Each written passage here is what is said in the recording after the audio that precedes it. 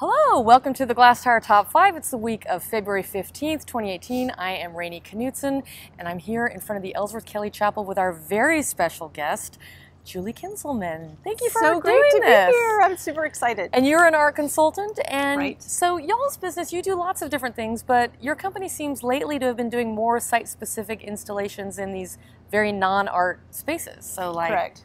Yeah. corporate buildings, Public like lobby that. spaces, Yeah. indoor, outdoor. What's the most fun thing about that kind of work? Gosh, I think the best aspect of doing that type of work is bringing new opportunities to artists that come with great funding behind it, and it forces them to explore larger spaces and realize projects that are beyond what they had or beyond what they have created, and hopefully is something that's quite grand and Kind of like Ellsworth Kelly's. Kind of like Ellsworth Kelly's. Right, Austin. Okay, behind we'll us. get to that in a second. Number 5 this week is Gao Hang at the Art League Houston. So Gao Hang is a Chinese national, yeah, and he moved to Houston in 2015 to get his MFA at the University of Houston.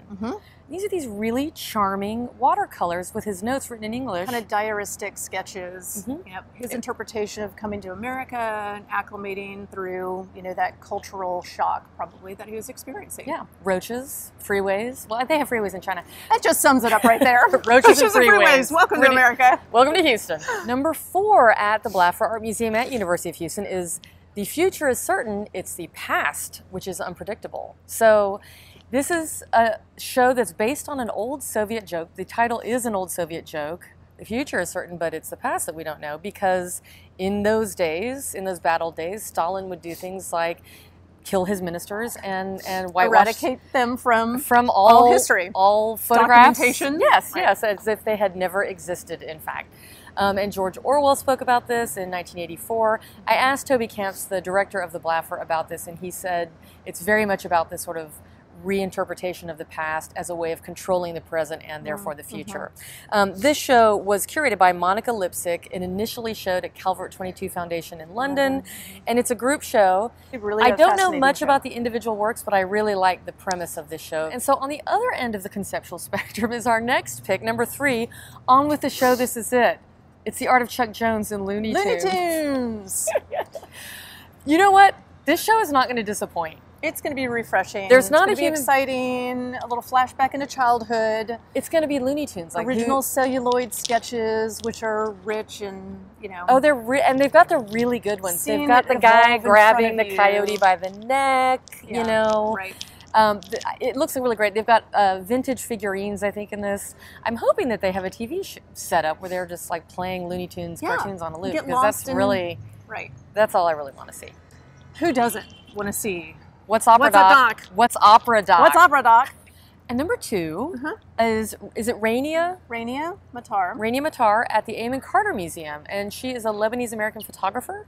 Yes, and I really like her work a lot. I mean, a lot of her work is of women and girls. It's autobiographical. I often look at them and think that she is recreating her own story. But they're really quite beautiful because they're sort of borderline on traditional documentary photography. Shot in situ. The environment is just as informative in capturing who the individual is or portraying them, their truest, authentic self. So Yeah. it's very strong work. They're really compelling. And number 1 Dun, dun, dun, dun. is the Ellsworth Kelly Chapel, aka Ellsworth Kelly's Austin. Austin. It's opening this weekend to the public, I think. And this was the only architectural commission that Ellsworth Kelly ever did. He died, of course, in 2015. And the last project and the last realized. project that was ever realized of his, and of course the most monumental. Right. But it's quite beautiful. I mean, inside It's very beautiful. very well done. The light cascading through is really beautiful. I mean, just to sort of see how it's capturing the change of daylight throughout the course of the day. And then lining the walls, there are pieces, 2D pieces that are based on the Stations of the Cross, but these are actually made out of Carrara marble. They're black and white, but it's a beautiful space, and it's going to be here for a really long time, so you've got time to come see it. And with that, Go see some art.